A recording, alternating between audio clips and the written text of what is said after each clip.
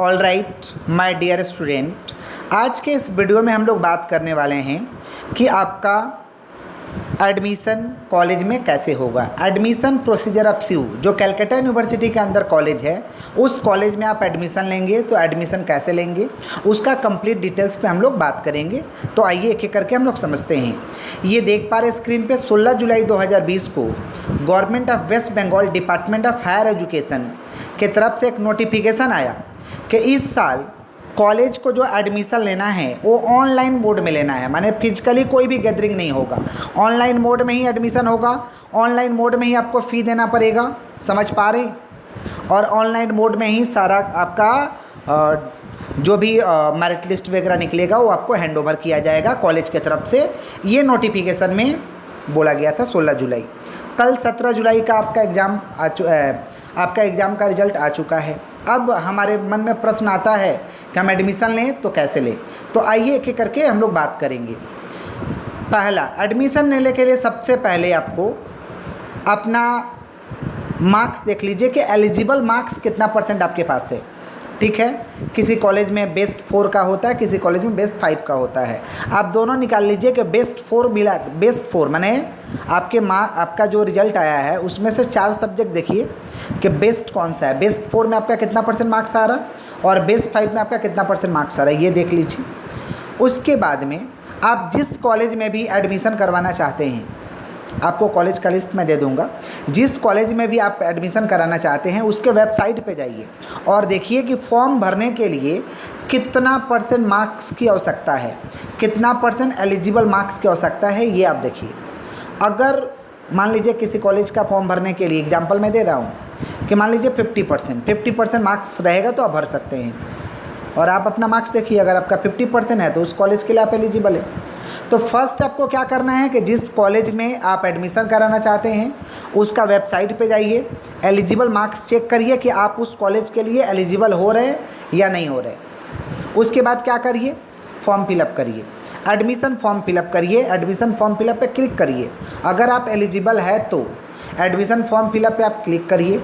Click करके आपसे information पूछेगा, जो जो इन्फॉर्मेशन पूछेगा उसको पुट करिए, और साथ में आपको डॉक्यूमेंट को अपलोड करना है। क्लास 10 का एडमिट कार्ड और मार्कशीट, कहीं कहीं पे एडमिट कार्ड पूछेगा और कहीं कहीं पे दोनों पूछता है, समझ पा रहे हैं। माने क्लास 10 का एडमिट कार्ड और मार्कशीट आपसे मांगा जा सकता है, उसको अपलोड करिए। क्लास 12 का admit card, marksheet, registration card, तीनों आपको अपलोड करना पड़ेगा। अपना ईमेल आईडी भी आपको डालना पड़ेगा, आपसे तो इन्फॉर्मेशन पूछेगा ही। मोबाइल नंबर डालना पड़ेगा। आधार कार्ड का हो सकता है आपको आईडी प्रूफ मांगा जाए, और मांगता ही है जनरली। और एक आपको पासपोर्ट साइज़ फ़ोटो लगेगा, तो अगर पासपोर्ट साइज़ फ़ोटो नहीं है तो बनवा लीजिए। तो स्टेप 1 में क्या करना है, एडमिशन फॉर्म को फिलअप करना है। एडमिशन फॉर्म फिलअप कैसे होगा, जिस कॉलेज में आप एडमिशन कराना चाहते हैं उसका चेक करिए कि एलिजिबल मार्क्स कितना है, माने फॉर्म भरने के लिए कितना परसेंट का रिक्वायरमेंट है, और आप अपना मार्क्स चेक करिए। अगर उतना परसेंट मार्क्स है तो आप उसमें फॉर्म फिलअप कर सकते हैं। अच्छा, फॉर्म फिलअप के लिए कुछ फॉर्म का फ़ी देना पड़ता है, ये तो आपको आगे से ही जानकारी है। तो फॉर्म का जो फ़ी होगा, माने फॉर्म चार्ज 100 रुपया से लेकर के 1000 रुपया तक होता है। माने किसी कॉलेज का 100 रुपया है, किसी कॉलेज का 200 रुपया है, वो आपको वेबसाइट में मिल जाएगा। ऑनलाइन आप उसको पेमेंट कर दीजिए। ऑनलाइन पेमेंट करिएगा तो ही आपका फॉर्म वैलिड हुआ। ओके, स्टेप 1 क्लियर है। स्टेप 2 में मेरिट लिस्ट निकलेगा। 3 तरीका का मेरिट लिस्ट निकलेगा। Merit list 1, 2, 3। 1 में किसका नाम आएगा, जिसका सबसे ज़्यादा परसेंटेज है। जितना लोग फॉर्म भरे हैं ना, जिसका सबसे ज़्यादा परसेंटेज है उसका 1 में नाम आएगा। फिर 1 में जिसका इसका नाम आ जाएगा उसको एडमिशन लेने के लिए 2 से 3 दिन का समय दिया जाता है। उसके बाद मेरिट लिस्ट 2 आता है, उसके बाद मेरिट लिस्ट 3 आता है। आपको देखना पड़ेगा कि मेरिट लिस्ट 1 में मेरा नाम आ रहा, कि 2 में आ रहा, कि 3 में आ रहा। अच्छा, ज़रूरी नहीं है कि आपका मेरिट लिस्ट में नाम आ जाए, ये ज़रूरी नहीं है। इसलिए एक कॉलेज का आपको फॉर्म नहीं भरना है, आप 2, 3, 4 कॉलेज का फॉर्म भर दीजिए। क्यों?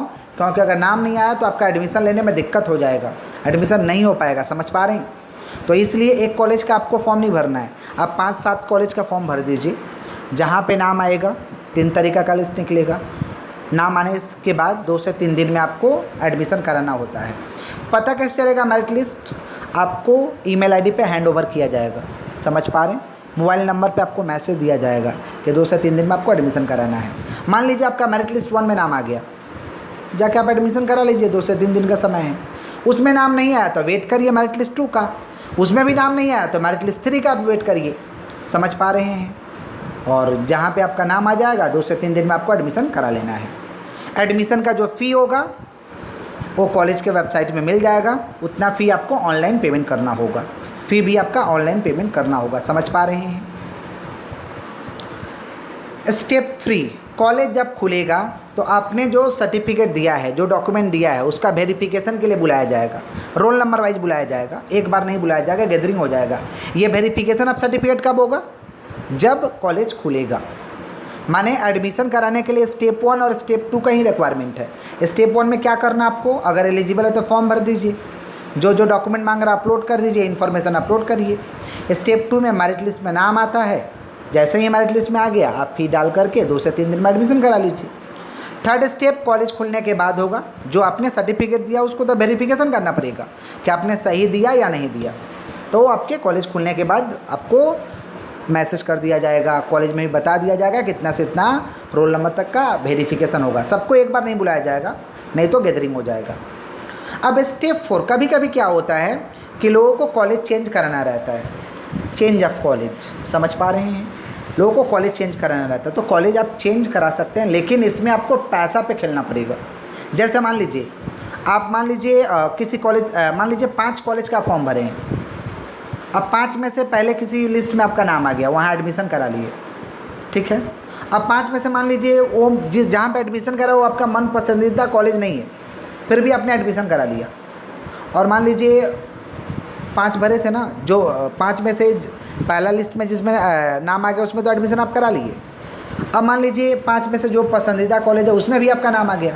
अब आपका मन कर रहा है कि यहाँ नहीं, हम यहाँ पे एडमिशन करा लें, आपका ऐसा मन कर रहा है, तो आप वहाँ एडमिशन करा सकते हैं, कोई दिक्कत नहीं है। कब तक करा सकते हैं?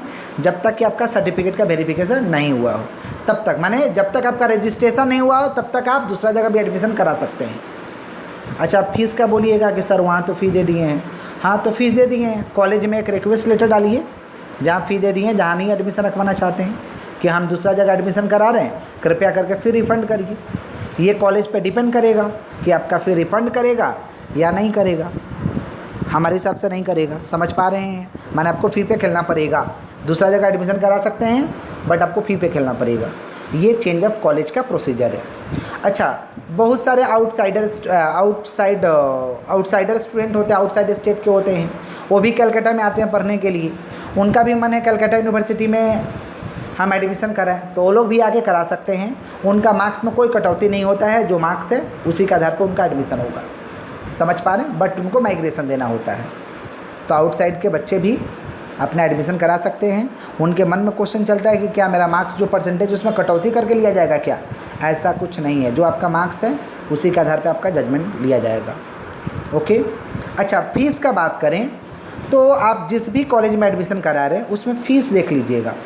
किसी कॉलेज का फ़ी पर ईयर है, माने 1 साल का एक ही बार, और किसी कॉलेज का पर सेमेस्टर पे है। तो आप जहाँ एडमिशन करा रहे हैं इसका ध्यान रखिएगा कि पर ईयर करके आपका फ़ी लिया जाएगा या पर सेमेस्टर करके आपका फ़ी लिया जाएगा।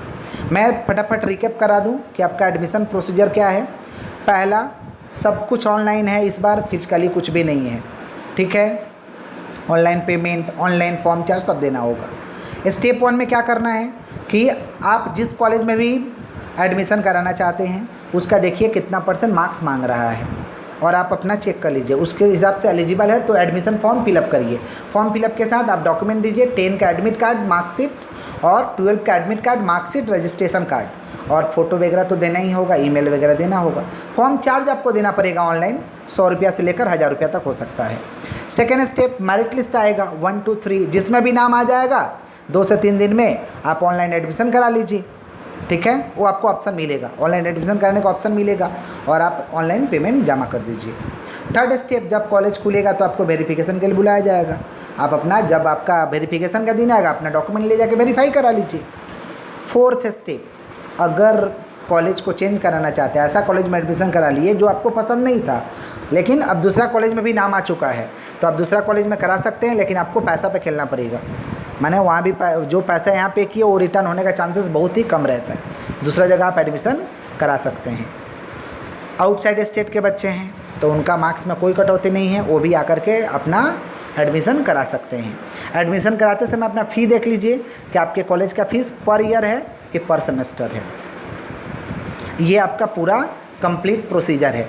कोई डाउट है तो कमेंट सेक्शन में प्लीज़ कमेंट करके पूछिए, मैं ज़रूर आपको मदद करूँगा। ओके, और हमारा आपसे रिक्वेस्ट है कि अपने दोस्तों में इस वीडियो को शेयर करिए ताकि उनको एडमिशन प्रोसीजर के बारे में पता चल सके, कन्फ्यूजन ख़त्म हो सके। तो ज़्यादा से ज़्यादा इसको शेयर करिए और हमारा उत्साह बढ़ाने के लिए प्लीज़ प्लीज़ प्लीज़ हमारे चैनल को सब्सक्राइब करिए। Thank you so much.